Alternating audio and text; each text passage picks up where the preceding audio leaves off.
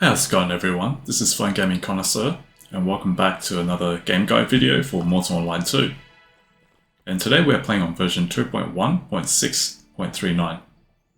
So today I just want to talk about, well actually there's three topics that I sort of want to cover today. So they're kind of just three common questions that I think are very important to some new players who are thinking of coming to this game, but they're not sure.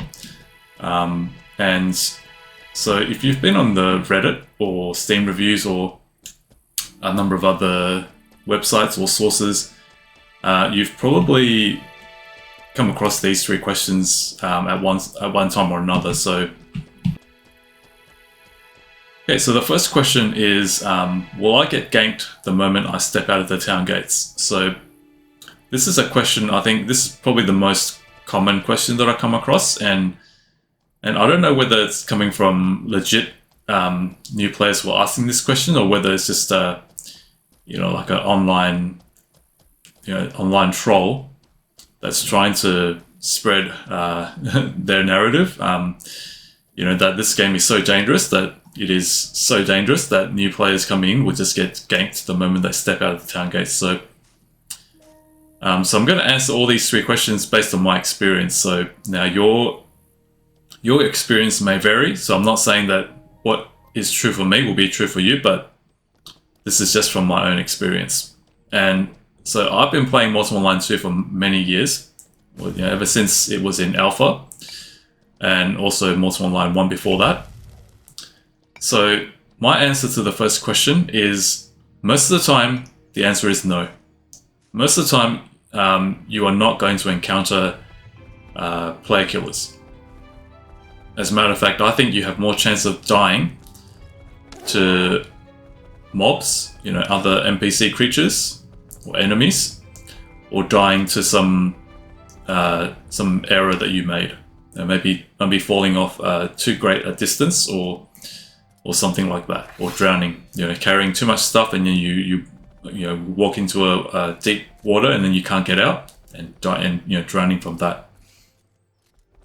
I think you have more chances of dying to these other dangers than you have to dying to a player killer. That's from my experience. In fact, I would say 95% of the time when you go out, you're not going to encounter any player killers. So now that's not to say that you're not going to encounter player killers. If you are, depending on number of factors, such as your preparedness and maybe your own, if you make some mistakes, some silly mistake, or just you're in the wrong place at the wrong time, you're just in just bad luck, then yes, you may die to a player killer. You may run into a player killer who's prowling, and then you decide not to take the precautions. You just wander around in the open, and you allow yourself to be seen, or things of that nature. Then yes, you could die. Well, other times you just you just happen to meet them in an unfortunate circumstance, and then they just happen to be looking for targets of opportunity. Then yes, you can die to a player killer, but most of the time, I would say 95% of the time, you're not going to encounter any such thing. So yes, I definitely think that this whole notion that the moment you step out of the town gates, 3 or 4 steps out of the town gates, you're just going to get ganked. I think I wouldn't say that's true. So if you're a new player and you're wondering, am I going to be ganked right out of the gates? Then, in my personal experience, no. Most of the time, that's not going to happen. But like I said, there are risks that there are steps that you can take to minimize your risk and increase your chances of survival, of not encountering a player killer. And then, even if you do, if you play your cards right, and if the player killer just happens to be not in the mood to kill, then you may just they may just put you in mercy mode, and then they continue on their way. But yeah, so that's the first question. The second question is, can I play this game as a solo player? And the question is yes. From my personal experience, yes, you can. And the reason why I say that is because I'm a solo player myself. In fact, I've played Mortal Online 1 for many years, and now Mortal Online 2 as a solo player. So now, as a solo player, obviously there are certain things that you're not going to be able to do, like you know things like building a keep. I think that's going to be way out of reach for you if you're going to be a solo player. And I mean, if you're asking the question, are you are you able to play this game as a solo player? You're kind of already ruling out a lot of the sort of like the gameplay that would require a big guild to play. So, if you're asking that question, then I think you're already automatically assuming that you're not going to be doing a lot of that guild content. So yes, you can play this game as a solo player. If you've watched my videos, you definitely see that I've enjoyed the game a lot as a solo player, and as a solo player, you have a lot of control and a lot of autonomy over what you do, how you do the things that your activities, and when you want to pursue those activities. It's very much you are the boss of everything you do in this game, the things that you want to do, and so you have a lot of freedom and a lot of autonomy. But I would say you do need to be realistic and temper your ambitions. Don't come into this game thinking that, I'm going to be a solo player and I'm going to be able to build my guild, build a massive guild keep and dominate a large portion of the game's map. That's just not going to happen. So don't come into this game thinking that you want to do everything in this game and as a solo player. That's just not. It's just not possible, and it's not a feasible thing.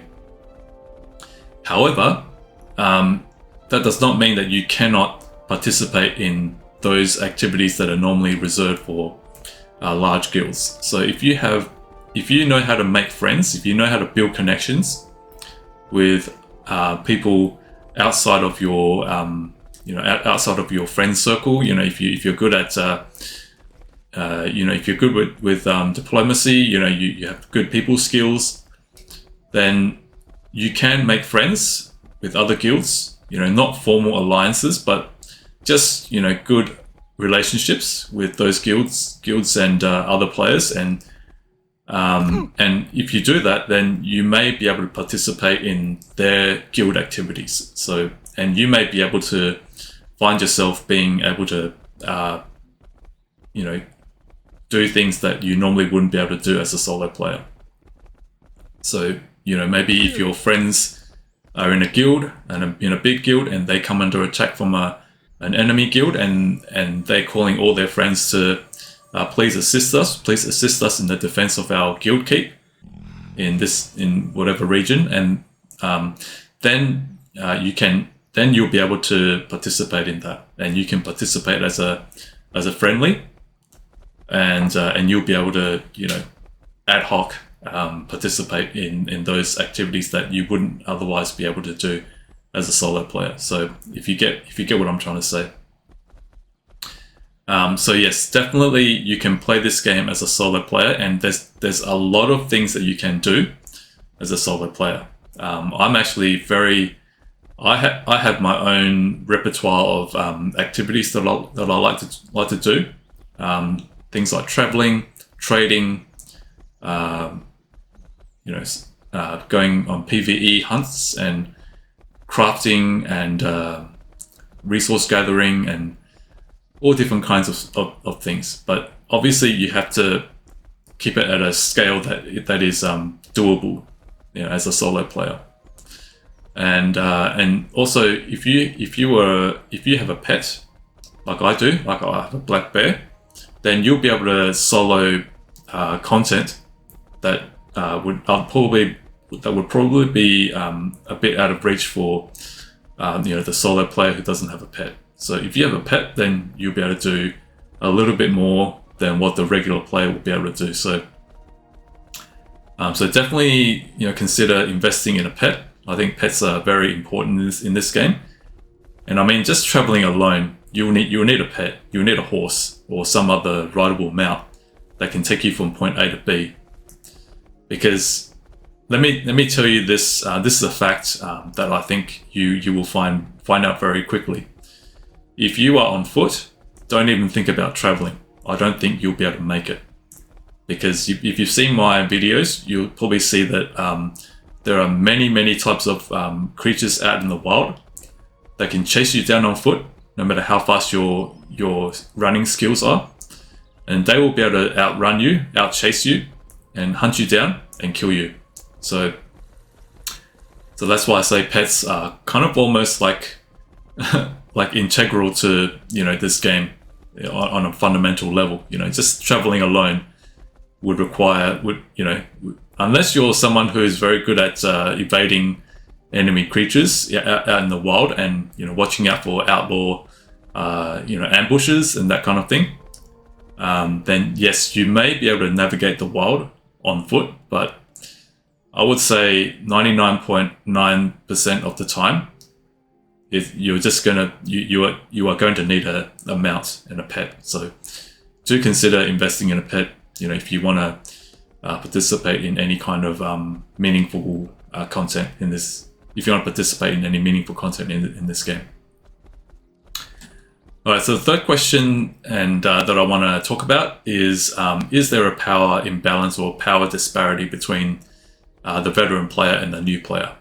And again, I would say it really comes down to what you mean by power disparity, because when we talk about power disparity, we tend to think of resources. The veterans having more resources than the new player, or they have the clay points, they're maxed out all their clades and they have the mastery and all that kind of thing, and they have they're in a big guild, they have all the gear and all the pets and all the stuff, all the resources.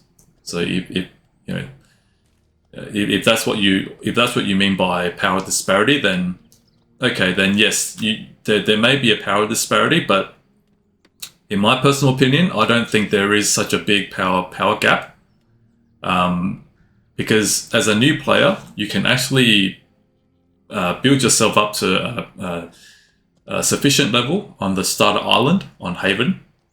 You can achieve quite a certain level of clade level before you go onto the mainland. And the good thing about this game is that you do not need to have high-end gear to compete. You do not need to have Ogmium gear, Ogmium weapons, Ogmium armor, and like a Terror Bird or some crazy stuff like that in order to be competitive. If you've seen some of those videos out there by, I think one of the most notable ones is this solo mage who took on, I think, a small army that was sent after him, and he only died when he was just absolutely outnumbered and to a ridiculous degree. But he took on, I think he had help from a friend, from a healer, but he managed to take on a small army that was sent after him. So that's definitely, so I would say, in this game does not put so much emphasis on gear and levels or that kind of thing. It may help. It may help even the odds, but I wouldn't say you need to be at the same level as a powerful veteran in order to survive or be competitive in this game. I think if you're good with your twitch reflexes, I'm not someone who has good twitch reflexes, but even I don't feel like I'm at a massive disadvantage. I feel that I can play the game.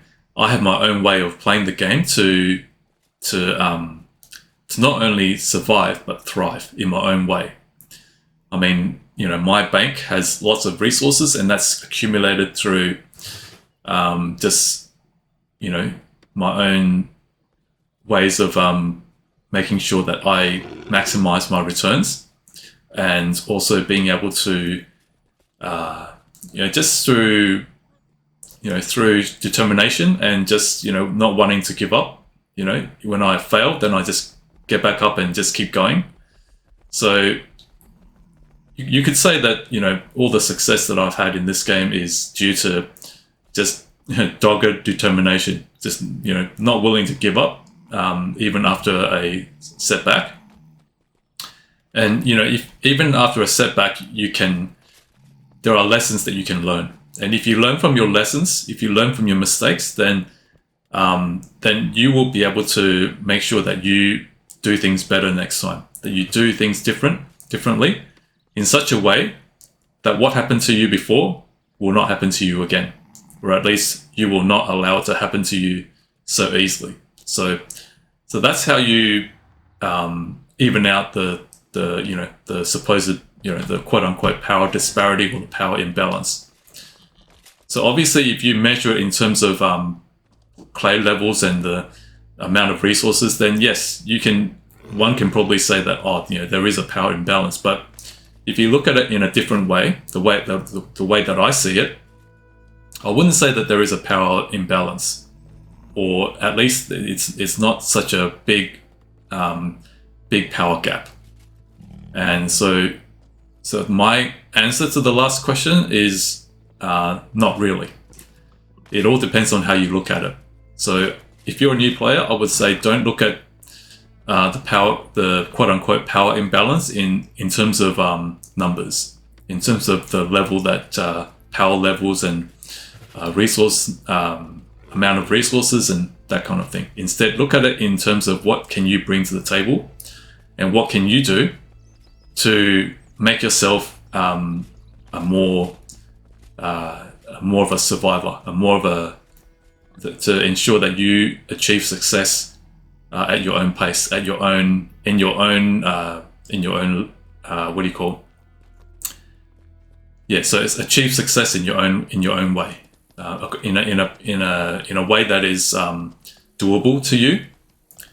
And so that is what I would say is the answer to all three questions. Now, of course, these are not the only questions that a lot of players may have, but I think based on what I've been reading over time, on different sources like Reddit and Steam reviews and a number of other websites and whatnot, I would say these are the three sort of the most basic common questions.